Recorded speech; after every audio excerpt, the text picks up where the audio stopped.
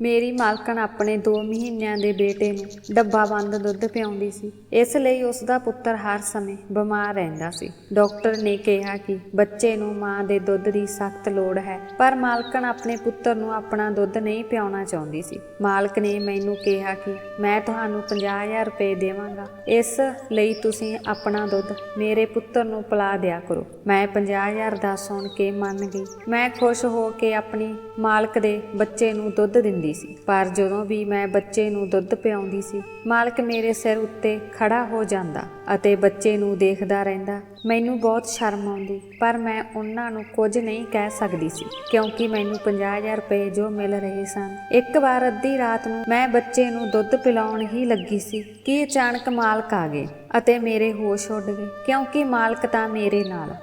ਮੇਰਾ ਨਾਮ ਚੰਪਾ ਹੈ। ਮੇਰੇ ਪਤੀ ਦੀ ਤਨਖਾਹ ਬਹੁਤ ਹੀ ਘੱਟ ਸੀ। ਮੁਸ਼ਕਲ ਨਾਲ ਹੀ ਘਰ ਦਾ ਗੁਜ਼ਾਰਾ ਹੁੰਦਾ ਸੀ ਅਤੇ ਇਸ ਤੋਂ ਇਲਾਵਾ ਮੇਰਾ ਬੇਟਾ ਜੋ ਸਿਰਫ 8 ਮਹੀਨਿਆਂ ਦਾ ਸੀ, ਉਸ ਦੇ ਫਟੇ ਹੋਏ ਕੱਪੜੇ ਦੇਖ ਕੇ ਮੈਨੂੰ ਰੋਣਾ ਆ ਜਾਂਦਾ ਸੀ। ਮੇਰੇ ਕੋਲ ਖਾਣ ਲਈ ਵੀ ਪੈਸੇ ਨਹੀਂ ਸਨ। ਮੇਰੀ ਗੁਆਂਢਣ ਨੇ ਇੱਕ ਵਾਰ ਮੈਨੂੰ ਅਜਿਹੀ ਗੱਲ ਕਹੀ ਜਿਸ ਨੂੰ ਸੁਣ ਕੇ ਮੈਂ ਸੋਚਣ ਲੱਗੀ, ਪਰ ਮੈਂ ਸੋਚਿਆ ਕਿ ਮੇਰਾ ਪਤੀ ਮੈਨੂੰ ਇਸ ਕੰਮ ਦੀ ਆਗਿਆ ਨਹੀਂ ਦੇਵੇਗਾ, ਕਿਉਂਕਿ ਉਹ ਕੰਮ ਹੀ ਕੁਝ ਇਸ ਤਰ੍ਹਾਂ ਦਾ ਸੀ। ਮੇਰੀ ਗੁਆਂਢਣ ਨੇ ਕਿਹਾ ਕਿ ਉਹ ਕਿਸੇ ਅਜਿਹੇ ਵਿਅਕਤੀ ਨੂੰ ਜਾਣਦੀ ਹੈ ਜਿਸ ਨੂੰ ਇੱਕ ਔਰਤ ਦੀ ਜ਼ਰੂਰਤ ਹੈ ਜੋ ਉਹਨਾਂ ਦੇ ਬੱਚੇ ਦੀ ਦੇਖਭਾਲ ਦਾ ਕੰਮ ਕਰ ਸਕੇ, ਉਹਨਾਂ ਦੇ ਬੱਚੇ ਨੂੰ ਪਾਲ ਸਕੇ ਅਤੇ ਬੱਚੇ ਨੂੰ ਦੁੱਧ ਚੰਗਾ ਸਕੇ। ਗੁਆਂਢਣ ਦੀ ਗੱਲ ਸੁਣ ਕੇ ਮੈਂ ਚੁੱਪ ਹੋ ਗਈ। ਉਹ ਫੇਰ ਕਹਿਣ ਲੱਗੀ, ਉਹ ਬਹੁਤ ਅਮੀਰ ਆਦਮੀ ਹੈ, ਪਰ ਉਸਦੀ ਪਤਨੀ ਆਪਣੇ 2 ਮਹੀਨਿਆਂ ਦੇ ਬੇਟੇ ਨੂੰ ਆਪਣਾ ਦੁੱਧ ਨਹੀਂ ਪਿਆਉਂਦੀ ਤੇ ਉਹ ਉਸ ਨੂੰ ਡੱਬਾ ਬੰਦ ਦੁੱਧ ਹੀ ਪਿਆਉਂਦੀ ਹੈ, ਜਿਸ ਕਰਕੇ ਉਸ ਦਾ ਪੁੱਤਰ ਬਿਮਾਰ ਰਹਿੰਦਾ ਹੈ ਅਤੇ ਉਹ ਆਦਮੀ ਆਪਣੇ ਪੁੱਤਰ ਨੂੰ ਬਹੁਤ ਪਿਆਰ ਕਰਦਾ ਹੈ। ਜੇਕਰ ਤੁਸੀਂ ਉਸਦੇ ਪੁੱਤਰ ਨੂੰ ਦੁੱਧ ਚੁੰਘਾਉਂਦੇ ਹੋ ਤਾਂ ਉਸ ਦਾ ਪੁੱਤਰ ਤੰਦਰੁਸਤ ਹੋ ਜਾਵੇਗਾ ਅਤੇ ਫਿਰ ਉਹ ਆਪਣੇ ਪੁੱਤਰ ਦੀ ਖਾਤਰ ਤੁਹਾਨੂੰ ਬਹੁਤ ਵਧੀਆ ਕੀਮਤ ਦੇਵੇਗਾ। ਮੈਂ ਕਿਹਾ ਕਿ ਸ਼ਾਇਦ ਮੇਰਾ ਪਤੀ ਮੈਨੂੰ ਅਜਿਹਾ ਕਰਨ ਦੀ ਇਜਾਜ਼ਤ ਨਾ ਦੇਵੇ। ਮੇਰੀ ਗੁਆਂਢਣ ਨੇ ਕਿਹਾ, ਪਹਿਲਾਂ ਤੁਸੀਂ ਇੱਕ ਵਾਰ ਮੇਰੇ ਨਾਲ ਆਓ ਅਤੇ ਉਸ ਨੂੰ ਪੁੱਛੋ ਕਿ ਉਹ ਤੁਹਾਨੂੰ ਇਸ ਕੰਮ ਲਈ ਕੀ ਕੀਮਤ ਦੇਵੇਗਾ। ਜੇਕਰ ਉਹ ਪੈਸਾ ਚੰਗੇ ਦਿੰਦੇ ਹੈ ਤਾਂ ਸਪਸ਼ਟ ਹੈ ਕਿ ਤੁਹਾਡਾ ਪਤੀ ਇਨਕਾਰ ਨਹੀਂ ਕਰ ਸਕੇਗਾ, ਕਿਉਂਕਿ ਤੁਹਾਨੂੰ ਵੀ ਪੈਸੇ ਦੀ ਜ਼ਰੂਰਤ ਹੈ ਅਤੇ ਫਿਰ ਉਹ ਤੁਹਾਨੂੰ ਚੰਗਾ ਭੋਜਨ ਵੀ ਦੇਵੇਗਾ ਜੋ ਤੁਸੀਂ ਵੱਧ ਤੋਂ ਵੱਧ ਉਸਦੇ ਪੁੱਤਰ ਨੂੰ ਦੁੱਧ ਚੰਗਾ ਸਕੋ। ਤੁਹਾਡੇ ਪੁੱਤਰ ਨੂੰ ਵੀ ਇਸ ਦਾ ਫਾਇਦਾ ਹੋਵੇਗਾ। ਹੁਣ ਦੇਖੋ ਤੁਹਾਡਾ ਪੁੱਤਰ ਕਿੰਨਾ ਕਮਜ਼ੋਰ ਹੋ ਗਿਆ ਹੈ। ਤੁਹਾਡਾ ਪੁੱਤਰ ਭੁੱਖਾ ਰਹਿੰਦਾ ਹੈ ਕਿਉਂਕਿ ਤੁਹਾਡੀ ਖੁਰਾਕ ਚੰਗੀ ਨਹੀਂ ਹੈ। ਉਸ ਦਾ ਪੇਟ ਠੀਕ ਤਰ੍ਹਾਂ ਨਹੀਂ ਭਰਦਾ, ਇਸ ਲਈ ਉਹ ਕਿੰਨਾ ਕਮਜ਼ੋਰ ਹੋ ਗਿਆ ਹੈ। ਮੈਂ ਆਪਣੇ ਬੇਟੇ ਵੱਲ ਦੇਖਿਆ। ਦਰਅਸਲ ਮੇਰੇ ਬੇਟੇ ਦੇ ਚਿਹਰੇ ਤੇ ਭੁੱਖ ਅਤੇ ਗਰੀਬੀ ਦਿਖਾਈ ਦੇ ਰਹੀ ਸੀ। ਆਪਣੇ ਬੇਟੇ ਨੂੰ ਦੇਖ ਕੇ ਮੈਨੂੰ ਉਸ ਤੇ ਤਰਸ ਆਇਆ ਅਤੇ ਇਹ ਸਭ ਸੁਣ ਕੇ ਮੈਂ ਚੁੱਪ ਹੋ ਗਈ। ਜ਼ਾਹਿਰ ਹੈ ਕਿ ਮੇਰੇ ਪਤੀ ਦੀ ਤਨਖਾਹ ਬਹੁਤ ਘੱਟ ਸੀ ਅਤੇ ਨਾ ਤਾਂ ਮੇਰਾ ਗੁਜ਼ਾਰਾ ਹੁੰਦਾ ਸੀ ਅਤੇ ਨਾ ਹੀ ਰੱਜ ਕੇ ਖਾ ਸਕਦੀ ਸੀ। ਮੇਰਾ ਪੁੱਤਰ ਵੀ ਬਹੁਤ ਕਮਜ਼ੋਰ ਸੀ ਅਤੇ ਫਿਰ ਮੈਂ ਬੱਚੇ ਦੀ ਖਾਤਰ ਇਹ ਕਦਮ ਚੁੱਕਣ ਲਈ ਤਿਆਰ ਹੋ ਗਈ। ਹਾਲਾਂਕਿ ਦੂਜੇ ਬੱਚੇ ਨੂੰ ਆਪਣੀ ਗੋਦ ਵਿੱਚ ਲੈਣਾ ਅਤੇ ਆਪਣੇ ਬੱਚੇ ਦੇ ਅਧਿਕਾਰ ਦੂਜੇ ਬੱਚੇ ਨੂੰ ਦੇਣਾ ਬਹੁਤ ਮੁਸ਼ਕਲ ਹੈ। ਇਹ ਕੋਈ ਆਸਾਨ ਕੰਮ ਨਹੀਂ ਸੀ, ਪਰ ਆਪਣੇ ਬੱਚੇ ਦੀ ਖਾਤਰ ਮੈਂ ਇਹ ਸਭ ਕਰਨ ਲਈ ਤਿਆਰ ਹੋ ਗਈ ਸੀ। ਮੈਨੂੰ ਵੀ ਮੇਰੀ ਗੁਆਂਢਣ ਦੀ ਗੱਲ ਠੀਕ ਲੱਗੀ ਕਿ ਮੈਂ ਪਹਿਲਾਂ ਉਹਨਾਂ ਨਾਲ ਗੱਲ ਕਰ ਲਵਾਂ ਤਾਂ ਕਿ ਜੇਕਰ ਮੈਨੂੰ ਉੱਥੋਂ ਚੰਗੀ ਤਨਖਾਹ ਮਿਲਦੀ ਹੈ ਤਾਂ ਹੀ ਮੈਂ ਇਸ ਬਾਰੇ ਆਪਣੇ ਪਤੀ ਨਾਲ ਗੱਲ ਕਰਾਂਗੀ ਅਤੇ ਉਸ ਨੂੰ ਮਨਾਉਣ ਦੀ ਕੋਸ਼ਿਸ਼ ਕਰਾਂਗੀ। ਅਗਲੇ ਦਿਨ ਮੈਂ ਆਪਣੀ ਗੁਆਂਢਣ ਨਾਲ ਆਪਣੇ ਬੱਚੇ ਨੂੰ ਗੋਦੀ ਵਿੱਚ ਲੈ ਕੇ ਉਸ ਵੱਡੇ ਬੰਗਲੇ ਵਿੱਚ ਪਹੁੰਚ ਗਈ। ਜਦੋਂ ਮੈਂ ਅੰਦਰ ਗਈ ਤਾਂ ਉਹ ਸੱਚਮੁੱਚ ਬਹੁਤ ਅਮੀਰ ਲੋਕ ਸਨ। ਉਸ ਦੀ ਘਰ ਦੀ ਮਾਲਕਣ ਸੋਫੇ ਤੇ ਬੈਠੀ ਆਪਣੀ ਲੱਤ ਤੇ ਲੱਤ ਰੱਖ ਕੇ ਆਪਣੇ ਨੋਹਾਂ ਤੇ ਨੇਲ ਪਾਲਿਸ਼ ਲਗਾ ਰਹੀ ਸੀ। ਬੱਚਾ ਉੱਚੀ ਉੱਚੀ ਰੋ ਰਿਹਾ ਸੀ ਅਤੇ ਇੱਕ ਨੌਜਵਾਨ ਨੌਕਰਾਣੀ ਦੀ ਗੋਦ ਵਿੱਚ ਸੀ ਜੋ ਉਸ ਨੂੰ ਦੁੱਧ ਪਿਲਾ ਰਹੀ ਸੀ, ਪਰ ਬੱਚਾ ਦੁੱਧ ਨਹੀਂ ਪੀ ਰਿਹਾ ਸੀ। ਮਾਲਕਣ ਮੈਨੂੰ ਸਿਰ ਤੋਂ ਪੈਰਾਂ ਤੱਕ ਬੜੇ ਧਿਆਨ ਨਾਲ ਦੇਖ ਰਹੀ ਸੀ ਅਤੇ ਫਿਰ ਉਹ ਉਸ ਨੌਕਰਾਣੀ ਨਾਲ ਗੱਲ ਕਰਨ ਲੱਗੀ ਜੋ ਬੱਚੇ ਨੂੰ ਦੁੱਧ ਪਿਲਾ ਰਹੀ ਸੀ। ਉਸ ਨੇ ਕਿਹਾ, ਪਤਾ ਨਹੀਂ ਤੁਹਾਡੇ ਮਾਲਕ ਦੇ ਦਿਮਾਗ ਵਿੱਚ ਕਿਹੋ ਜਿਹੀ ਤੂੜੀ ਭਰੀ ਹੋਈ ਹੈ। ਅੱਜ ਕੱਲ੍ਹ ਹਰ ਕੋਈ ਬੱਚਿਆਂ ਨੂੰ ਡੱਬਾ ਬੰਦ ਦੁੱਧ ਹੀ ਦਿੰਦਾ ਹੈ ਅਤੇ ਬੱਚਿਆਂ ਨੂੰ ਇਸ ਦੁੱਧ ਨਾਲ ਪਾਲਿਆ ਜਾਂਦਾ ਹੈ, ਪਰ ਨਹੀਂ, ਇਹ ਆਦਮੀ ਨੇ ਤਾਂ ਆਪਣੀ ਹੀ ਗੱਲ ਪੂਰੀ ਕਰ ਕਰਨੀ ਹੁੰਦੀ ਹੈ। ਖੈਰ, ਇਹ ਸਭ ਮੇਰੀ ਸਮੱਸਿਆ ਨਹੀਂ ਹੈ। ਤੁਹਾਡਾ ਮਾਲਕ ਇਸ ਸਮੇਂ ਕਮਰੇ ਵਿੱਚ ਹੈ। ਜਦੋਂ ਹੀ ਬਾਹਰ ਆਉਣ ਤਾਂ ਇਹਨਾਂ ਨਾਲ ਗੱਲ ਕਰਾ ਦੇਣਾ। ਇਹ ਕਹਿ ਕੇ ਉਹ ਚਲੀ ਗਈ ਅਤੇ ਡਰਾਈਵਰ ਨੂੰ ਆਵਾਜ਼ ਦੇਣ ਲੱਗੀ ਕਿਉਂਕਿ ਉਸ ਨੇ ਖਰੀਦਦਾਰੀ ਲਈ ਜਾਣਾ ਸੀ। ਇਸ ਲਈ ਉਹ ਡਰਾਈਵਰ ਨੂੰ ਕਾਰ ਬਾਹਰ ਕੱਢਣ ਲਈ ਕਹਿ ਰਹੀ ਸੀ। ਮੈਂ ਉਸ ਔਰਤ ਨੂੰ ਦੇਖ ਕੇ ਹੈਰਾਨ ਰਹਿ ਗਈ। ਆਖਰ ਇਹ ਕਿਹੋ ਜਿਹੀ ਮਾਂ ਸੀ। ਮੈਂ ਪਹਿਲਾਂ ਇਹੀ ਸੋਚ ਰਹੀ ਸੀ ਸ਼ਾਇਦ ਬੱਚੇ ਦੀ ਮਾਂ ਬਿਮਾਰ ਹੋਵੇਗੀ, ਜੋ ਮਜਬੂਰੀ ਵਿੱਚ ਆਪਣੇ ਬੱਚੇ ਨੂੰ ਦੁੱਧ ਨਹੀਂ ਪਿਲਾ ਰਹੀ, ਬੱਚੇ ਨੂੰ ਉਸ ਦਾ ਹੱਕ ਨਹੀਂ ਦੇ ਸਕੀ। ਪਰ ਇਹ ਔਰਤ ਤਾਂ ਤੰਦਰੁਸਤ ਸੀ ਅਤੇ ਆਪਣੇ ਬੱਚੇ ਤੋਂ ਰੱਬ ਵੱਲੋਂ ਦਿੱਤੀ ਦਾਤ ਨੂੰ ਦੂਰ ਰੱਖ ਰਹੀ ਸੀ। ਪਰ ਸ਼ਾਇਦ ਅੱਜ ਦੀਆਂ ਮਾਡਰਨ ਕਿਸਮ ਦੀਆਂ ਮਾਵਾਂ ਦਾ ਇਹੋ ਹਾਲ ਹੈ। ਉਹ ਆਪਣੇ ਬੱਚਿਆਂ ਨੂੰ ਨੌਕਰਾਂ ਦੇ ਰਹਿਮੋ ਕਰਮ ਤੇ ਛੱਡ ਦਿੰਦੀਆਂ ਹਨ ਅਤੇ ਨੌਕਰਾਂ ਤੋਂ ਹੀ ਆਪਣੇ ਬੱਚਿਆਂ ਦਾ ਪਾਲਣ ਪੋਸ਼ਣ ਕਰਵਾਉਂਦੀਆਂ ਹਨ। ਬੱਚਿਆਂ ਨੂੰ ਛਾਤੀ ਨਾਲ ਲਾਉਣ ਦੀ ਬਜਾਏ ਉਹ ਉਹਨਾਂ ਨੂੰ ਨੌਕਰਾਂ ਦੇ ਹਵਾਲੇ ਕਰ ਦਿੰਦੀਆਂ ਹਨ। ਮੈਂ ਇੱਕ ਠੰਡਾ ਡੂੰਘਾ ਸਾਹ ਲਿਆ। ਇਹ ਸਮੇਂ ਦੀ ਗੱਲ ਹੈ। ਮੇਰੇ ਕੋਲ ਇੰਨੇ ਪੈਸੇ ਨਹੀਂ ਸਨ ਕਿ ਮੈਂ ਚੰਗਾ ਭੋਜਨ ਖਾ ਸਕਦੀ ਤਾਂ ਜੋ ਮੇਰਾ ਪੁੱਤਰ ਵੀ ਤੰਦਰੁਸਤ ਹੁੰਦਾ ਅਤੇ ਉਸ ਔਰਤ ਕੋਲ ਸਭ ਕੁਝ ਸੀ, ਪਰ ਫਿਰ ਵੀ ਉਹ ਆਪਣੇ ਬੱਚੇ ਨੂੰ ਉਸ ਦੇ ਹੱਕਾਂ ਤੋਂ ਦੂਰ ਰੱਖ ਰਹੀ ਸੀ। ਉਹ ਔਰਤ ਉੱਠ ਕੇ ਚਲੀ ਗਈ ਸੀ। ਕੁਝ ਸਮੇਂ ਬਾਅਦ ਇਸ ਘਰ ਦਾ ਮਾਲਕ ਕਮਰੇ ਵਿੱਚੋਂ ਬਾਹਰ ਆਇਆ ਅਤੇ ਮੇਰੀ ਗੁਆਂਢਣ ਨੂੰ ਪੁੱਛਿਆ ਕਿ ਇਹ ਉਹੀ ਔਰਤ ਹੈ। ਗੁਆਂਢਣ ਕਹਿਣ ਲੱਗੀ, ਹਾਂਜੀ, ਇਹ ਉਹੀ ਔਰਤ ਹੈ। ਮੈਂ ਬਸ ਉਸ ਆਦਮੀ ਨੂੰ ਦੇਖਦੀ ਹੀ ਰਹਿ ਗਈ। ਉਸ ਦੀ ਅਜਿਹੀ ਰੌਬਦਾਰ ਸ਼ਖਸੀਅਤ ਸੀ ਕਿ ਮੈਂ ਆਪਣੀਆਂ ਅੱਖਾਂ ਝਪਕਾਉਣਾ ਵੀ ਭੁੱਲ ਗਈ ਸੀ। ਉਸ ਦਾ ਲੰਮਾ ਚੌੜਾ ਕੱਦ, ਘੁੰਗਰਾਲੇ ਵਾਲ, ਵੱਡੀਆਂ ਅੱਖਾਂ, ਕਣਕ ਬੰਨਾ ਰੰਗ ਅਤੇ ਅਜਿਹੀ ਜ਼ਬਰਦਸਤ ਸ਼ਖਸੀਅਤ ਜਿਸ ਨੂੰ ਦੇਖ ਕੇ ਚੰਗਾ ਭਲਾ ਬੰਦਾ ਵੀ ਦੰਗ ਰਹਿ ਜਾਂਦਾ। ਮੈਂ ਜਲਦੀ ਆਪਣੇ ਆਪ ਨੂੰ ਸੰਭਾਲਿਆ। ਉਸ ਆਦਮੀ ਨੇ ਮੇਰੀ ਗੋਦੀ ਵਿੱਚ ਫੜੇ ਮੇਰੇ ਬੇਟੇ ਨੂੰ ਚੰਗੀ ਤਰ੍ਹਾਂ ਦੇਖਿਆ ਤਾਂ ਫਿਰ ਮੇਰੀ ਸਿਹਤ ਵੀ ਬਹੁਤੀ ਠੀਕ ਨਹੀਂ ਸੀ। ਮੈਂ ਬਹੁਤ ਪਤਲੀ ਸੀ। ਉਹ ਕਹਿਣ ਲੱਗਾ ਕਿ ਇਸ ਨੂੰ ਖੁਦ ਖੁਰਾਕ ਦੀ ਬਹੁਤ ਲੋੜ ਹੈ। ਉਹ ਮੇਰੇ ਬੱਚੇ ਦੀ ਪਰਵਰਿਸ਼ ਕਿਵੇਂ ਕਰ ਸਕਦੀ ਹੈ? ਮੈਂ ਉਸ ਦੀ ਗੱਲ ਸੁਣ ਕੇ ਕਿਹਾ, ਰੋਜੀ ਰੋਟੀ ਦੇਣਾ ਤਾਂ ਰੱਬ ਦੇ ਹੱਥ ਹੈ। ਜਿਸ ਨੂੰ ਰੱਬ ਨੇ ਬੱਚੇ ਦਿੱਤੇ ਹਨ, ਉਸ ਨੇ ਬੱਚਿਆਂ ਦੇ ਪੇਟ ਭਰਨ ਦਾ ਸਾਧਨ ਵੀ ਬਣਾਇਆ ਹੈ ਅਤੇ ਤਾਕਤ ਵੀ ਬੱਚਿਆਂ ਨੂੰ ਉਹੀ ਦਿੰਦਾ ਹੈ। ਮੇਰੀ ਗੱਲ ਸੁਣ ਕੇ ਉਸਨੇ ਮੇਰੇ ਵੱਲ ਬੜੇ ਧਿਆਨ ਨਾਲ ਦੇਖਿਆ ਅਤੇ ਕਿਹਾ ਕਿ ਮੇਰਾ ਬੱਚਾ ਬਹੁਤ ਬਿਮਾਰ ਰਹਿਣ ਲੱਗ ਪਿਆ ਹੈ ਕਿਉਂਕਿ ਉਸ ਨੂੰ ਡੱਬਾ ਬੰਦ ਦੁੱਧ ਹਾਜ਼ਮ ਨਹੀਂ ਹੁੰਦਾ। ਡਾਕਟਰਾਂ ਦਾ ਕਹਿਣਾ ਹੈ ਕਿ ਹਰ ਬੱਚੇ ਨੂੰ ਮਾਂ ਦੇ ਦੁੱਧ ਦੀ ਸਖਤ ਲੋੜ ਹੁੰਦੀ ਹੈ, ਪਰ ਮੇਰੀ ਪਤਨੀ ਬੱਚੇ ਨੂੰ ਇਹ ਹੱਕ ਦੇਣ ਲਈ ਕਿਸੇ ਵੀ ਤਰ੍ਹਾਂ ਤਿਆਰ ਨਹੀਂ ਹੈ। ਮੈਂ ਆਪਣੇ ਬੇਟੇ ਬਾਰੇ ਬਹੁਤ ਚਿੰਤਤ ਹਾਂ। ਮੇਰਾ ਬੇਟਾ ਮੇਰੇ ਲਈ ਸਭ ਕੁਝ ਹੈ। ਮੈਂ ਉਸ ਨੂੰ ਬਹੁਤ ਪਿਆਰ ਕਰਦਾ ਹਾਂ। ਤੁਸੀਂ ਇਹ ਸਮਝ ਲਓ ਕਿ ਮੇਰਾ ਪੁੱਤਰ ਮੇਰੀ ਸਭ ਤੋਂ ਵੱਡੀ ਕਮਜ਼ੋਰੀ ਹੈ। ਮੈਂ ਕਿਹਾ, ਤੁਸੀਂ ਮੈਨੂੰ ਕਿੰਨੇ ਪੈਸੇ ਦੇ ਸਕਦੇ ਹੋ? ਮੇਰੇ ਸਵਾਲ ਤੇ ਉਸਨੇ ਕਿਹਾ, ਜਿੰਨੇ ਤੁਸੀਂ ਮਰਜ਼ੀ ਲੈ ਲਓ, ਮੈਂ ਦੇ ਦੇਵਾਂਗਾ। ਮੈਨੂੰ ਪੈਸੇ ਦੇਣ ਵਿੱਚ ਕੋਈ ਦਿੱਕਤ ਨਹੀਂ ਹੈ। ਮੇਰੇ ਕੋਲ ਰੱਬ ਦਾ ਦਿੱਤਾ ਸਭ ਕੁਝ ਹੈ। ਬਸ ਮੇਰਾ ਪੁੱਤਰ ਠੀਕ ਹੋ ਜਾਵੇ, ਮੈਨੂੰ ਹੋਰ ਕੁਝ ਨਹੀਂ ਚਾਹੀਦਾ। ਉਸਨੇ ਮੈਨੂੰ 50,000 ਰੁਪਏ ਪ੍ਰਤੀ ਮਹੀਨਾ ਦੇਣ ਲਈ ਕਿਹਾ ਅਤੇ ਇਹ ਸੁਣ ਕੇ ਮੈਂ ਹੈਰਾਨ ਰਹਿ ਗਈ। ਇਹ ਮੇਰੀ ਲੋੜ ਨਾਲੋਂ ਕਿਤੇ ਜ਼ਿਆਦਾ ਪੈਸਾ ਸੀ। ਮੈਂ ਕਿਹਾ, ਮੈਂ ਆਪਣੇ ਪਤੀ ਨਾਲ ਸੋਚ ਵਿਚਾਰ ਕਰਕੇ ਦੱਸਾਂਗੀ ਅਤੇ ਫਿਰ ਮੈਂ ਉੱਥੋਂ ਚਲੀ ਆਈ। ਜਦੋਂ ਮੈਂ ਆਪਣੇ ਪਤੀ ਨੂੰ ਦੱਸਿਆ, ਪਹਿਲਾਂ ਤਾਂ ਉਹ ਚੁੱਪ ਰਹੇ, ਪਰ ਥੋੜੀ ਜਿਹੀ ਗੱਲ ਕਰਨ ਤੋਂ ਬਾਅਦ ਉਹਨਾਂ ਨੇ ਮੈਨੂੰ ਇਜਾਜ਼ਤ ਦੇ ਦਿੱਤੀ। ਅਗਲੇ ਦਿਨ ਜਦੋਂ ਮੈਂ ਉਸ ਬੰਗਲੇ ਵਿੱਚ ਗਈ ਤਾਂ ਉਹ ਮਾਲਕ ਘਰ ਵਿੱਚ ਹੀ ਮੌਜੂਦ ਸੀ। ਮੈਨੂੰ ਦੇਖ ਕੇ ਉਸਨੇ ਆਪਣਾ ਪੁੱਤਰ ਮੈਨੂੰ ਫੜਾ ਦਿੱਤਾ ਅਤੇ ਕਿਹਾ ਕਿ ਅੱਜ ਤੁਹਾਨੂੰ ਪੂਰਾ ਦਿਨ ਇੱਥੇ ਹੀ ਰਹਿਣਾ ਪਵੇਗਾ। ਹਾਂ, ਤੁਸੀਂ ਰਾਤ 10 ਵਜੇ ਤੋਂ ਬਾਅਦ ਜਾ ਸਕਦੇ ਹੋ। ਮੈਂ ਆਪਣੇ ਬੇਟੇ ਨੂੰ ਵੀ ਨਾਲ ਲੈ ਕੇ ਆਈ ਸੀ। ਮੈਂ ਨੌਕਰਾਣੀ ਨਾਲ ਦੂਜੇ ਕਮਰੇ ਵਿੱਚ ਚਲੀ ਗਈ। ਇਹ ਕਮਰਾ ਬੱਚੇ ਲਈ ਬਣਾਇਆ ਗਿਆ ਸੀ। ਉਹ ਬੱਚਾ ਲਗਾਤਾਰ ਰੋ ਰਿਹਾ ਸੀ। ਸ਼ਾਇਦ ਉਹ ਬਹੁਤ ਭੁੱਖਾ ਸੀ। ਭੁੱਖ ਕਾਰਨ ਉਹ ਉੱਚੀ ਰੋ ਰਿਹਾ ਸੀ। ਮੇਰੇ ਤੋਂ ਉਸ ਦੀ ਹਾਲਤ ਦੇਖੀ ਨਹੀਂ ਗਈ। ਆਖਰ ਮੈਂ ਵੀ ਮਾਂ ਸੀ। ਮੈਨੂੰ ਉਸ ਤੇ ਤਰਸ ਆ ਰਿਹਾ ਸੀ। ਮੈਂ ਉਸ ਨੂੰ ਘੁੱਟ ਕੇ ਜੱਫੀ ਪਾ ਲਈ, ਪਰ ਉਸ ਬੱਚੇ ਨੂੰ ਮੇਰੀ ਗੋਦੀ ਵਿੱਚ ਦੇਖ ਕੇ ਮੇਰਾ ਪੁੱਤਰ ਮੇਰੇ ਵੱਲ ਬੜੇ ਧਿਆਨ ਨਾਲ ਦੇਖ ਰਿਹਾ ਸੀ। ਮੈਂ ਆਪਣੇ ਬੱਚੇ ਦੇ ਹੱਕ ਵਿੱਚ ਕਿਸੇ ਹੋਰ ਨੂੰ ਵੀ ਸ਼ਾਮਲ ਕਰ ਲਿਆ ਸੀ। ਮੇਰਾ ਬੇਟਾ ਵਾਰ-ਵਾਰ ਮੇਰੇ ਛਾਲ ਮਾਰ ਕੇ ਮੇਰੀ ਗੋਦੀ ਵਿੱਚ ਆਉਣ ਦੀ ਕੋਸ਼ਿਸ਼ ਕਰ ਰਿਹਾ ਸੀ। ਪਰ ਉਸ ਸਮੇਂ ਮਾਲਕ ਦਾ ਪੁੱਤਰ ਮੇਰੀ ਗੋਦੀ ਵਿੱਚ ਸੀ। ਮੈਂ ਉਸ ਨੂੰ ਦੁੱਧ ਪਿਲਾ ਕੇ ਸਵਾਉਣ ਦੀ ਕੋਸ਼ਿਸ਼ ਕਰ ਰਹੀ ਸੀ। ਮੈਂ ਆਪਣੇ ਬੇਟੇ ਦੇ ਚਿਹਰੇ ਤੇ ਅਜੀਬ ਜਿਹੀ ਬੇਚੈਨੀ ਦੇਖੀ। ਕੁਝ ਸਮੇਂ ਵਿੱਚ ਹੀ ਮਾਲਕ ਦਾ ਪੁੱਤਰ ਸੌਂ ਗਿਆ। ਦੁੱਧ ਪੀਣ ਤੋਂ ਬਾਅਦ ਉਸ ਦੀ ਭੁੱਖ ਮਿਟ ਗਈ ਸੀ ਅਤੇ ਜਿਵੇਂ ਹੀ ਉਸ ਦੀ ਭੁੱਖ ਮਿਟ ਗਈ, ਮਾਲਕ ਦਾ ਪੁੱਤਰ ਆਰਾਮ ਨਾਲ ਸੌਂ ਗਿਆ। ਪਰ ਜਦੋਂ ਵੀ ਮੇਰਾ ਬੇਟਾ ਮੇਰੇ ਕੋਲ ਆਉਣ ਦੀ ਕੋਸ਼ਿਸ਼ ਕਰਦਾ, ਮੈਂ ਉਸ ਨੂੰ ਮਜਬੂਰਨ ਪਿੱਛੇ ਕਰ ਦਿੰਦੀ। ਮੈਨੂੰ ਲੱਗਾ ਜਿਵੇਂ ਮੇਰਾ ਬੇਟਾ ਹੁਣੇ ਰੋਵੇਗਾ।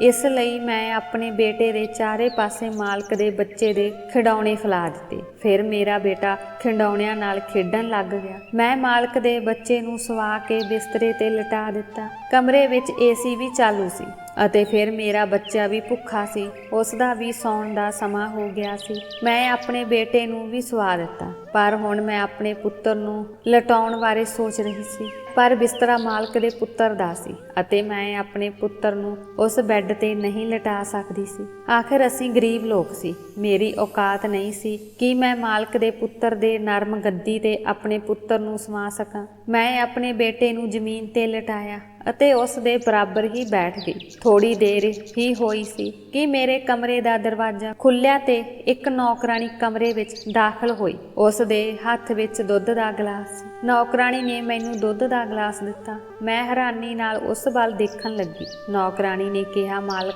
ਕਹਿ ਰਿਹਾ ਹੈ ਕਿ ਤੁਸੀਂ ਇਹ ਪੀਓ ਅਤੇ ਕੁਝ ਸਮੇਂ ਬਾਅਦ ਮੈਂ ਤੁਹਾਡੇ ਲਈ ਫਲ ਵੀ ਲਿਆਵਾਂਗੀ। ਤੁਹਾਨੂੰ ਉਹ ਸਾਰੇ ਫਲ ਖਾਣੇ ਪੈਣਗੇ। ਇਹ ਸੁਣ ਕੇ ਮੈਂ ਬਹੁਤ ਹੈਰਾਨ ਹੋਈ। ਮੈਂ ਕਿਹਾ, ਮੈਂ ਇਹ ਸਭ ਕਿਵੇਂ ਖਾਵਾਂਗੀ? ਨੌਕਰਾਣੀ ਨੇ ਕਿਹਾ, ਇਹ ਤਾਂ ਮਾਲਕ ਦਾ ਹੁਕਮ ਹੈ। ਉਹਨਾਂ ਨੇ ਕਿਹਾ ਹੈ ਕਿ ਜੇਕਰ ਤੁਹਾਡੀ ਚੰਗੀ ਖੁਰਾਕ ਹੋਵੇਗੀ ਤਾਂ ਹੀ ਉਹਨਾਂ ਦੇ ਪੁੱਤਰ ਨੂੰ ਪੇਟ ਭਰ ਕੇ ਦੁੱਧ ਪਿਲਾ ਸਕੋਗੇ। ਇਹ ਸੁਣ ਕੇ ਮੈਂ ਦੁੱਧ ਦਾ ਪੂਰਾ ਗਲਾਸ ਪੀ ਲਿਆ। ਪੂਰੇ 1 ਸਾਲ ਬਾਅਦ ਮੈਂ ਦੁੱਧ ਦਾ ਪੂਰਾ ਗਲਾਸ ਪੀ ਰਹੀ ਸੀ। ਨਹੀਂ ਤਾਂ ਹਰ ਰੋਜ਼ ਮੈਂ ਸਿਰਫ ਪਤਲੀ ਜਿਹੀ ਚਾਹ ਪੀਂਦੀ ਸੀ। ਪਤਾ ਨਹੀਂ ਕਿਉਂ ਮੇਰੀਆਂ ਅੱਖਾਂ 'ਚੋਂ ਹੰਝੂ ਵਹਿ ਰਹੇ ਸੀ।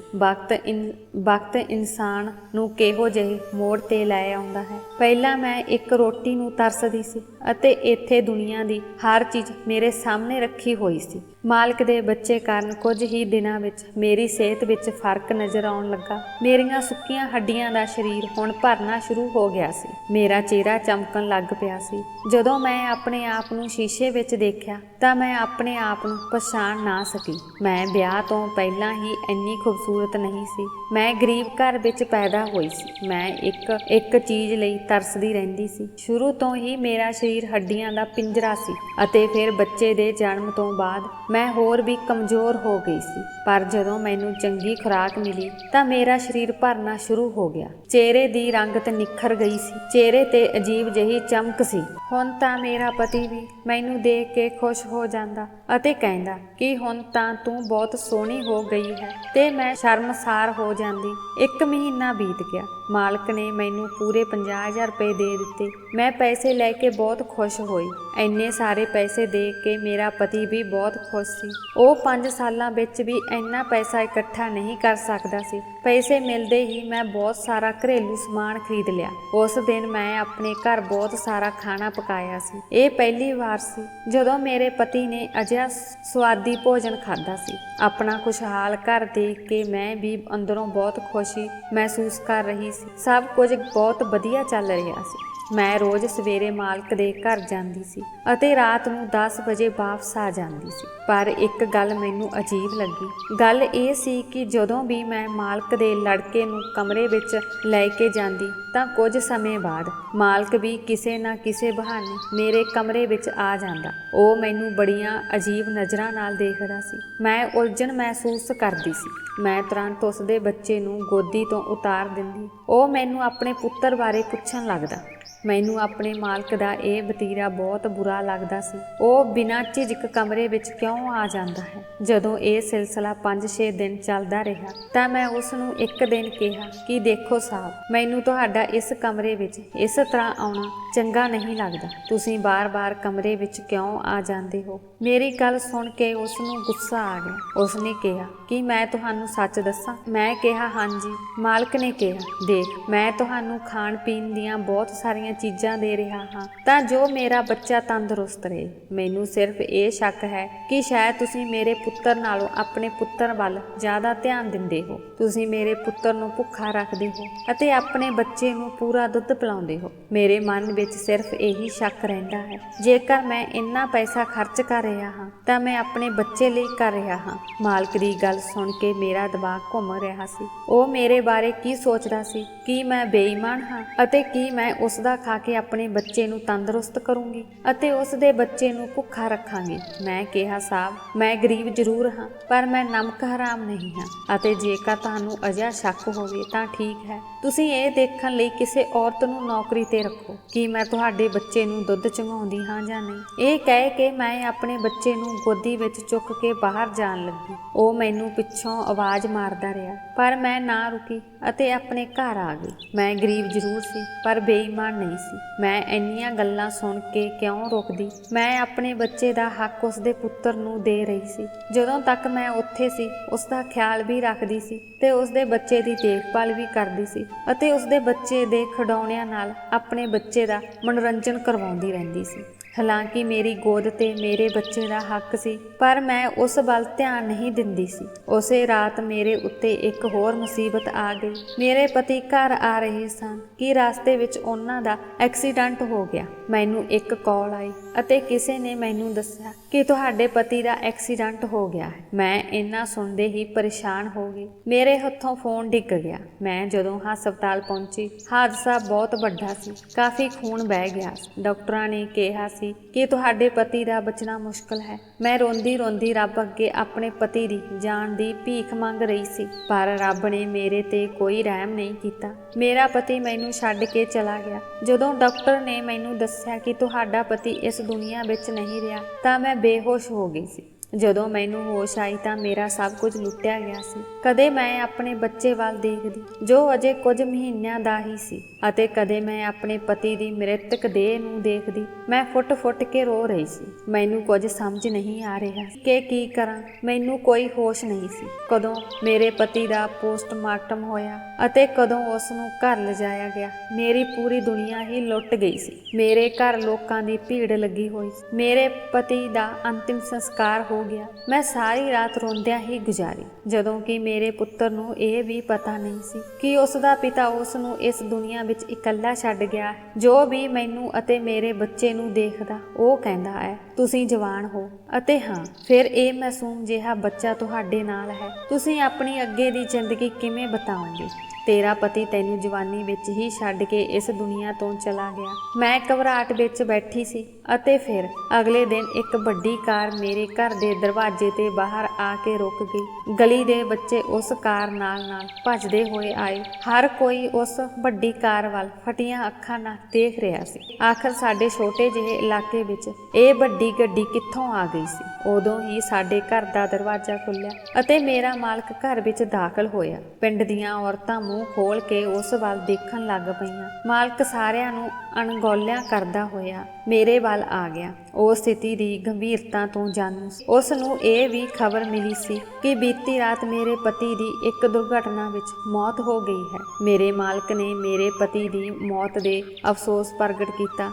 ਮੈਂ ਫੁੱਟ-ਫੁੱਟ ਕੇ ਰੋਣ ਲੱਗੀ। ਫਿਰ ਮੇਰੇ ਮਾਲਕ ਨੇ ਕਿਹਾ ਕਿ ਚਿੰਤਾ ਨਾ ਕਰੋ, ਸਭ ਠੀਕ ਹੋ ਜਾਵੇਗਾ। ਦਰਅਸਲ ਮੈਂ ਤੁਹਾਨੂੰ ਇਹ ਕਹਿਣ ਆਇਆ ਹਾਂ ਕਿ ਮੇਰੇ ਬੇਟੇ ਦੀ ਤਬੀਅਤ ਬਹੁਤ ਖਰਾਬ ਹੈ। ਹੁਣ ਉਹ ਨੌਕਰਾਣੀ ਨਾਲ ਵੀ ਸ਼ਾਂਤੀ ਨਾਲ ਨਹੀਂ ਰਹਿੰਦਾ। ਉਹ ਸਿਰਫ ਰੋਂਦਾ ਰਹਿੰਦਾ ਹੈ। ਉਸ ਨੂੰ ਤੇਰੀ ਗੋਦੀ ਦੀ ਆਦਤ ਪੈ ਗਈ। ਉਸ ਨੇ ਕੱਲ ਤੋਂ ਕੁਝ ਖਾਧਾ ਪੀਤਾ ਨਹੀਂ। ਮੇਰੇ ਬੇਟੇ ਦੀ ਹਾਲਤ ਬਹੁਤ ਖਰਾਬ ਹੈ। ਮੈਂ ਤੁਹਾਨੂੰ ਹੱਥ ਜੋੜ ਕੇ ਬੇਨਤੀ ਕਰਦਾ ਹਾਂ ਕਿ ਵਾਪਸ ਆ ਜਾਓ। ਮੈਂ ਆਪਣੀ ਗਲਤੀ ਲਈ ਮਾਫੀ ਮੰਗਦਾ। ਹੁਣ ਮੈਂ ਤੁਹਾਡੇ ਨਾਲ ਕਦੇ ਵੀ ਦੁਰਵਿਹਾਰ ਨਹੀਂ ਕਰਾਂਗਾ।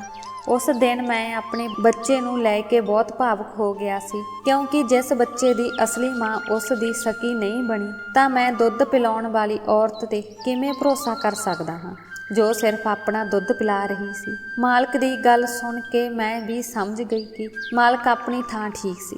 ਉਸਨੇ ਕੁਝ ਪੈਸੇ ਮੇਰੇ ਹੱਥ ਤੇ ਰੱਖੇ ਅਤੇ ਫਿਰ ਉੱਥੋਂ ਚਲਾ ਗਿਆ। ਮੇਰੇ ਪਤੀ ਦੀ ਮੌਤ ਹੋ ਚੁੱਕੀ ਸੀ, ਪਰ ਘਰ ਦਾ ਰਾਸ਼ਨ ਵੀ ਖਤਮ ਹੋਣ ਵਾਲਾ ਸੀ। ਮੈਨੂੰ ਕਈ ਵਾਰ ਨੌਕਰਾਣੀ ਦੇ ਫੋਨ ਵੀ ਆਏ ਸਨ ਕਿ ਮਾਲਕ ਦਾ ਮੁੰਡਾ ਬਹੁਤ ਬਿਮਾਰ ਹੈ, ਉਹ ਤਾਂ ਤੇਰੀ ਗੋਦ ਨੂੰ ਹੀ ਤਰਸ ਰਿਹਾ ਹੈ, ਉਸ ਨੂੰ ਤੁਹਾਡੀ ਗੋਦ ਵਿੱਚ ਹੀ ਆਰਾਮ ਆਵੇਗਾ। ਹੁਣ ਮੈਨੂੰ ਉਸ ਮਾਸੂਮ ਬੱਚੇ ਦੀ ਚਿੰਤਾ ਹੋ ਰਹੀ ਸੀ। ਆਖਰ ਮੈਂ ਵੀ ਮਾਂ ਸੀ, ਮੇਰੀ ਗੋਦ ਵਿੱਚ ਵੀ ਇੱਕ ਮਾਸੂਮ ਬੱਚਾ ਸੀ। ਮੈਂ ਕਿਸੇ ਹੋਰ ਦੇ ਬੱਚੇ ਦੀ ਚਿੰਤਾ ਕਿਵੇਂ ਨਾ ਕਰਦੀ। ਉਸ ਦਿਨ ਜਦੋਂ ਮੈਂ ਮਾਲਕ ਨੂੰ ਫੋਨ ਕੀਤਾ ਤਾਂ ਉਸਨੇ ਤੁਰੰਤ ਕਾਰ ਭੇਜ ਦਿੱਤੀ, ਜਿਸ ਵਿੱਚ ਮੈਂ ਮਾਲਕ ਦੇ ਘਰ ਪਹੁੰਚ ਗਈ। ਮੇਰੀ ਆਪਣੀ ਹਾਲਤ ਵੀ ਬਹੁਤ ਖਰਾਬ ਸੀ, ਪਰ ਇਸ ਦੇ ਬਾਵਜੂਦ ਜਿਵੇਂ ਹੀ ਮੈਂ ਮਾਲਕ ਦੇ ਬੱਚੇ ਨੂੰ ਚੁੱਕਿਆ ਤਾਂ ਉਹ ਝੱਟ ਚੁੱਪ ਹੋ ਗਿਆ। ਉਸਨੇ ਮੇਰੀ ਗੋਦੀ ਨੂੰ ਪਛਾਣ ਲਿਆ ਸੀ। ਉਸ ਦੀ ਹਾਲਤ ਬਹੁਤ ਖਰਾਬ ਹੋ ਗਈ ਸੀ। ਮੈਂ ਝੱਟ ਉਸ ਨੂੰ ਦੁੱਧ ਪਿਲਾਇਆ। ਉਹ ਮੇਰੀ ਗੋਦੀ ਨਾਲ ਚਿਪਕ ਗਿਆ ਅਤੇ ਜਲਦੀ ਹੀ ਮੇਰਾ ਦੁੱਧ ਪੀਣ ਲੱਗ ਪਿਆ। ਉਸ ਬੱਚੇ ਨੂੰ ਮੇਰੀ ਆਦਤ ਪੈ ਗਈ ਸੀ। ਹੁਣ ਉਹ ਹਰ ਵੇਲੇ ਮੇਰੇ ਕੋਲ ਰਹਿਣ ਲੱਗ ਪਿਆ ਸੀ। ਇਹ ਦੇਖ ਕੇ ਮਾਲਕ ਵੀ ਖੁਸ਼ ਹੋ ਗਿਆ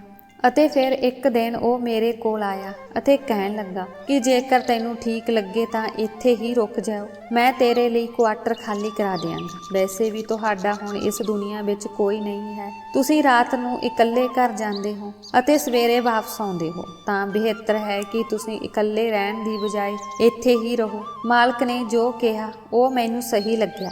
ਆਖਰ ਉਸ ਘਰ ਵਿੱਚ ਮੇਰਾ ਕੌਣ ਸੀ? ਮੇਰੇ ਲਈ ਹਰ ਰਾਤ ਇੱਥੋਂ ਨਿਕਲਣਾ ਅਤੇ ਸਵੇਰੇ ਵਾਪਸ ਆਉਣਾ ਬਹੁਤ ਮੁਸ਼ਕਲ ਸੀ ਅਤੇ ਫਿਰ ਮੈਂ ਮਾਲਕ ਦੀ ਗੱਲ ਮੰਨ ਲਈ। ਹੁਣ ਮਾਲਕ ਦਾ ਮੇਰੇ ਪੁੱਤਰ ਪ੍ਰਤੀ ਵਿਵਹਾਰ ਵੀ ਬਹੁਤ ਚੰਗਾ ਹੋ ਗਿਆ ਸੀ। ਉਹ ਮੇਰੇ ਪੁੱਤਰ ਦਾ ਵੀ ਬਹੁਤ ਖਿਆਲ ਰੱਖਦਾ ਸੀ। ਉਹ ਆਪਣੇ ਪੁੱਤਰ ਲਈ ਜੋ ਵੀ ਚੀਜ਼ਾਂ ਲਿਆਉਂਦਾ ਸੀ, ਹੁਣ ਉਹ ਮੇਰੇ ਪੁੱਤਰ ਲਈ ਵੀ ਲਿਆਉਂਦਾ ਸੀ। ਹੁਣ ਮਾਲਕ ਨੂੰ ਆਪਣੇ ਪੁੱਤਰ ਦੀ ਬਿਲਕੁਲ ਵੀ ਚਿੰਤਾ ਨਹੀਂ ਸੀ। ਮਾਲਕਨ ਦੀ ਸ਼ਾਪਿੰਗ ਅਤੇ ਆਪਣੇ ਦੋਸਤਾਂ ਨਾਲ ਪਾਰਟੀਆਂ ਹੁੰਦੀਆਂ ਰਹਿੰਦੀਆਂ ਸਨ। ਕਈ ਵਾਰ ਉਹ ਇਕੱਲੀ ਆਪਣੇ ਦੋਸਤਾਂ ਨਾਲ ਦੂਜੇ ਦੇਸ਼ ਚਲੀ ਜਾਂਦੀ ਸੀ। ਉਸ ਨੂੰ ਆਪਣੇ ਪੁੱਤਰ ਦੀ ਹਾਲਤ ਦੀ ਬਿਲਕੁਲ ਵੀ ਚਿੰਤਾ ਨਹੀਂ ਸੀ। ਕਦੇ-ਕਦੇ ਮੈਂ ਆਪਣੇ ਪਤੀ ਨੂੰ ਯਾਦ ਕਰਕੇ ਬਹੁਤ ਉਦਾਸ ਹੋ ਜਾਂਦੀ ਸੀ। ਮੇਰਾ ਪੁੱਤ ਵੀ ਆਪਣੇ ਪਿਤਾ ਜੀ ਨੂੰ ਯਾਦ ਕਰਕੇ ਰੋਂਦਾ ਸੀ। ਹੁਣ ਉਹ ਅਕਸਰ ਬਿਮਾਰ ਰਹਿਣ ਲੱਗ ਪਿਆ ਸੀ। ਇੱਕ ਦਿਨ ਮਾਲਕ ਦੇ ਬੇਟੇ ਦੀ ਤਬੀਅਤ ਅਚਾਨਕ ਬਹੁਤ ਖਰਾਬ ਹੋ ਗਈ। ਉਸ ਨੂੰ ਬਹੁਤ ਤੇਜ਼ ਬੁਖਾਰ ਸੀ। ਬੱਚੇ ਨੂੰ ਲੈ ਕੇ ਮੈਂ ਕੁਆਟਰ ਜਾਣ ਲੱਗੀ ਤਾਂ ਮਾਲਕ ਨੇ ਕਿਹਾ, ਚਲੋ ਅੱਜ ਤੁਸੀਂ ਇੱਥੇ ਹੀ ਰੁਕ ਜਾਓ, ਮੇਰੇ ਪੁੱਤਰ ਦੇ ਕਮਰੇ ਵਿੱਚੋਂ ਸੌਂ ਜਾਇਓ। ਅੱਜ ਉਸ ਨੂੰ ਬਹੁਤ ਤੇਜ਼ ਬੁਖਾਰ ਹੈ ਅਤੇ ਉਹ ਤੁਹਾਡੇ ਕੋਲ ਹੀ ਸ਼ਾਂਤੀ ਨਾਲ ਸੌਂ ਸਕੇਗਾ। ਮੈਂ ਉੱਥੇ ਰਹਿਣ ਲਈ ਮਜਬੂਰ ਹੋ ਗਈ। ਅੱਧੀ ਰਾਤ ਨੂੰ ਮਾਲਕ ਦਾ ਪੁੱਤਰ ਤੇਜ਼ ਬੁਖਾਰ ਕਾਰਨ ਜਾਗਿਆ। ਮੈਂ ਠੰਡੇ ਪਾਣੀ ਦੀਆਂ ਪੱਟੀਆਂ ਉਸਦੇ ਸਿਰ ਤੇ ਰੱਖੀਆਂ ਅਤੇ ਉਸ ਨੂੰ ਦਵਾਈ ਦਿੱਤੀ। ਕੁਝ ਸਮੇਂ ਵਿੱਚ ਹੀ ਉਸ ਦਾ ਬੁਖਾਰ ਉਤਰ ਗਿਆ। ਹੁਣ ਉਸ ਨੂੰ ਭੁੱਖ ਵੀ ਲੱਗ ਰਹੀ ਸੀ। ਮੈਂ ਉਸ ਨੂੰ ਦੁੱਧ ਪਿਲਾਉਣ ਲੱਗੀ, ਪਰ ਫਿਰ ਮਾਲਕ ਵੀ ਕਮਰੇ ਵਿੱਚ ਆ ਗਿਆ। ਮੈਂ ਆਪਣੇ ਧਿਆਨ ਵਿੱਚ ਬੈਠੀ ਸੀ, ਪਰ ਫਿਰ ਮੈਂ ਪੈਰਾਂ ਦੀ ਆਵਾਜ਼ ਸੁਣੀ ਅਤੇ ਡਰ ਗਈ ਅਤੇ ਮਾਲਕ ਦੇ ਪੁੱਤਰ ਨੂੰ ਮੈਂ ਆਪਣੇ ਤੋਂ ਦੂਰ ਕਰਨ ਲੱਗੀ। ਉਹ ਸੁੱਤਾ ਪਿਆ ਸੀ। ਉਸ ਦੀ ਸਿਹਤ ਵੀ ਹੁਣ ਕੁਝ ਠੀਕ ਸੀ। ਮੇਰੀ ਘਬਰਾਹਟ ਨੂੰ ਦੇਖ ਕੇ ਮਾਲਕ ਮੇਰੇ ਸਾਹਮਣੇ ਕੁਰਸੀ ਲੈ ਕੇ ਬੈਠ ਗਿਆ ਅਤੇ ਅੱਗੇ ਜੋ ਕੁਝ ਹੋਇਆ ਉਹ ਸੁਣ ਕੇ ਮੇਰੇ ਪੈਰਾਂ ਹੇਠ ਜ਼ਮੀਨ ਨਿਕਲ ਗਈ। ਮਾਲਕ ਨੇ ਕਿਹਾ, ਦੇਖੋ, ਧਿਆਨ ਨਾਲ ਸੁਣੋ ਜੋ ਮੈਂ ਕਹਿਣ ਜਾ ਰਿਹਾ ਹਾਂ। ਮੈਂ ਇੱਕ ਅਜਿਹੀ ਕੁੜੀ ਨਾਲ ਵਿਆਹ ਕਰਨਾ ਚਾਹੁੰਦਾ ਸੀ ਜੋ ਨਾ ਸਿਰਫ ਦੁਨੀਆਦਾਰੀ ਸੰਭਾਲੇ, ਸਗੋਂ ਘਰ ਅਤੇ ਮੇਰੇ ਹੋਣ ਵਾਲੇ ਬੱਚੇ ਦੀ ਦੇਖਭਾਲ ਕਰ ਸਕੇ। ਜਦੋਂ ਕਿ ਜਿਸ ਔਰਤ ਨਾਲ ਮੈਂ ਵਿਆਹ ਕੀਤਾ ਹੈ ਉਸ ਵਿੱਚ ਅਜਿਹੀ ਕੋਈ ਗੱਲ ਨਹੀਂ ਹੈ। ਇਸ ਲਈ ਮੈਂ ਚਾਹੁੰਦਾ ਹਾਂ ਕਿ ਜਿਵੇਂ ਹੀ ਮੇਰਾ ਬੇਟਾ ਠੀਕ ਹੋ ਜਾਵੇ ਤਾਂ ਤੁਸੀਂ ਮੇਰੇ ਨਾਲ ਵਿਆਹ ਕਰ ਲਓ। ਤੁਸੀਂ ਮੇਰੇ ਪੁੱਤਰ ਦਾ ਬਹੁਤ ਖਿਆਲ ਰੱਖਦੇ ਹੋ। ਮੇਰਾ ਬੱਚਾ ਵੀ ਤੇਰੇ ਨਾਲ ਘੁਲ ਮਿਲ ਗਿਆ ਹੈ। ਮੈਂ ਤੁਹਾਨੂੰ ਉਸ ਦੀ ਮਾਂ ਦਾ ਸਥਾਨ ਦੇਣਾ ਚਾਹੁੰਦਾ ਹਾਂ। ਜਦੋਂ ਮੈਂ ਮਾਲਕ ਦੇ ਇਹ ਸ਼ਬਦ ਸੁਣੇ ਤਾਂ ਮੈਂ ਘਬਰਾ ਗਈ ਤੇ ਮੈਂ ਤੁਰੰਤ ਕਿਹਾ ਕਿ ਨਹੀਂ, ਮੈਂ ਸਿਰਫ ਆਪਣੇ ਪਤੀ ਨੂੰ ਪਿਆਰ ਕਰਦੀ ਹਾਂ। ਮੈਂ ਆਪਣੇ ਪਤੀ ਤੋਂ ਇਲਾਵਾ ਕਿਸੇ ਹੋਰ ਬਾਰੇ ਸੋਚ ਵੀ ਨਹੀਂ ਸਕਦੀ। ਮੇਰੇ ਪਤੀ ਦੀ ਮੌਤ ਨੂੰ 3 ਮਹੀਨੇ ਹੀ ਹੋਏ ਹਨ ਅਤੇ ਮੈਂ ਕਿਸੇ ਹੋਰ ਨਾਲ ਵਿਆਹ ਕਰਨ ਲਈ ਤਿਆਰ ਹੋ ਜਾਵਾਂ, ਮੈਂ ਇਹ ਸੋਚ ਵੀ ਨਹੀਂ ਸਕਦੀ। ਮੇਰੇ ਪਤੀ ਦੇ ਅੰਤਿਮ ਸੰਸਕਾਰ ਦੀ ਚਿਤਾ ਵੀ ਅਜੇ ਠੰਡੀ ਨਹੀਂ ਹੋਈ ਅਤੇ ਮੈਂ ਇੰਨਾ ਜਲਦੀ ਇੱਕ ਵਿਆਹੀ ਔਰਤ ਬਣ ਜਾਵਾਂ। ਮੇਰਾ ਜ਼ਮੀਰ ਇਸ ਚੀਜ਼ ਦੀ ਇਜਾਜ਼ਤ ਨਹੀਂ ਦਿੰਦਾ। ਮੈਂ ਉੱਥੋਂ ਉੱਠ ਕੇ ਆਪਣੇ ਕੁਆਟਰ ਨੂੰ ਵਾਪਸ ਜਾਣ ਲੱਗੀ। ਮਾਲਕ ਕਹਿਣ ਲੱਗੇ, ਤੈਨੂੰ ਇਹ ਫੈਸਲਾ ਲੈਣ ਦਾ ਪੂਰਾ ਅਧਿਕਾਰ ਹੈ। ਤੁਸੀਂ ਜੋ ਕਹੋਗੇ ਮੈਂ ਉਹੀ ਕਰਾਂਗਾ। ਮਾਲਕ ਦਾ ਮੇਰੇ ਬੱਚੇ ਨਾਲ ਵਤੀਰਾ ਬਹੁਤ ਚੰਗਾ ਸੀ। ਇੰਨਾ ਕਰਕੇ ਮੇਰਾ ਪੁੱਤਰ ਬਹੁਤ ਐਸ਼ੋ ਆਰਾਮ ਦੀ ਜ਼ਿੰਦਗੀ ਬਤੀਤ ਕਰ ਰਿਹਾ ਸੀ। ਜਦੋਂ ਮੈਂ ਆਪਣੇ ਬੱਚੇ ਅਤੇ ਮਾਲਕ ਦੇ ਪੁੱਤਰ ਦਾ ਭਵਿੱਖ ਦੇਖਿਆ, ਫਿਰ ਮੈਨੂੰ ਮਾਲਕ ਦਾ ਫੈਸਲਾ ਸਹੀ ਲੱਗਿਆ। ਜੇ ਮੈਂ ਮਾਲਕ ਨਾਲ ਵਿਆਹ ਕਰ ਲਿਆ ਹੁੰਦਾ ਤਾਂ ਮੇਰੇ ਬੱਚੇ ਦਾ ਭਵਿੱਖ ਬਹੁਤ ਵਧੀਆ ਹੋਣਾ ਸੀ ਅਤੇ ਫਿਰ ਮੈਂ ਵੀ ਇਕੱਲੀ ਔਰਤ ਸੀ। ਮਾਲਕ ਚਾਹੁੰਦਾ ਤਾਂ ਮੈਨੂੰ ਮਜਬੂਰ ਕਰ ਸਕਦਾ ਸੀ। ਉਹ ਵਿਆਹ ਤੋਂ ਬਿਨਾਂ ਮੇਰੇ ਨਾਲ ਰਿਸ਼ਤਾ ਬਣਾ ਸਕਦਾ ਸੀ, ਪਰ ਉਸਨੇ ਅਜਿਹਾ ਨਹੀਂ ਕੀਤਾ। ਉਸਨੇ ਮੈਨੂੰ ਬਹੁਤ ਇੱਜ਼ਤ ਅਤੇ ਪਿਆਰ ਨਾਲ ਵਿਆਹ ਦੀ ਪੇਸ਼ਕਸ਼ ਕੀਤੀ ਸੀ ਅਤੇ ਮੈਨੂੰ ਫੈਸਲਾ ਲੈਣ ਦਾ ਅਧਿਕਾਰ ਵੀ ਦਿੱਤਾ ਸੀ। ਮੈਂ ਹਾਂ ਕਹਾਂ ਜਾਂ ਨਾ, ਉਹਨਾਂ ਨੂੰ ਮੇਰੇ ਫੈਸਲੇ ਤੇ ਕੋਈ ਇਤਰਾਜ਼ ਵੀ ਨਹੀਂ ਹੋਵੇਗਾ। ਅਤੇ ਫੈਸਲੇ ਤੇ ਪਹੁੰਚ ਕੇ ਮੈਂ ਸ਼ਾਂਤੀ ਨਾਲ ਸੌਂ ਗਈ। ਸਵੇਰੇ ਉੱਠਦਿਆਂ ਹੀ ਸਭ ਤੋਂ ਪਹਿਲਾਂ ਮੈਂ ਮਾਲਕ ਨੂੰ ਦੱਸਿਆ